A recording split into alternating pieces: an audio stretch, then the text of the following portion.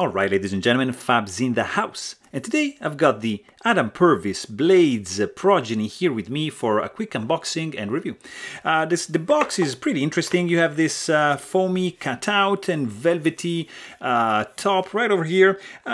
Interesting. You got, where's the code? It's on this side right over here. This is the Progeny MR black in G10 and satin blade going on over here. Very, very interesting knife, guys. I was actually very surprised in a very positive way when I checked this out because of this. I mean, this is a serious action going on. This is gonna be around $150, so it's on the lower side, I would say. It is a liner lock. Its overall length is gonna be 7.5 inches with a 3.2 inch long blade and a 4.2 inch long handle. So not a big knife, but it's very, very nicely done, guys. I am impressed.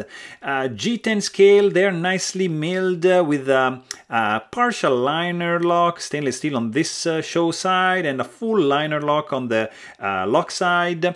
It's beautifully made, guys. This is I don't know, it's very nice. Warncliffe blade shape, 3.3 inch long, 154 cm steel with nice satin finish, flat grind, nice wedge going on. I mean, the blade is designed nicely. Nice sharpening choil going on over there. The sound,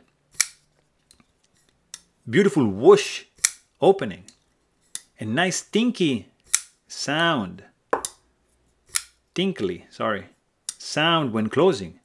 Very, very interesting. 3.2 ounces in the pocket, so pretty light. You've got a titanium pocket clip, nice and springy action, very, very nicely designed. I'm impressed. The pivot is not spinning, it's nicely built, beautiful grip, zero hotspot, super smooth action running on berries. Guys, look at this. Look at this action right over here. Outstanding knife. But hey, if you want to know more, please check out my full-length review. And don't forget to subscribe. Thanks for watching. Stay tuned.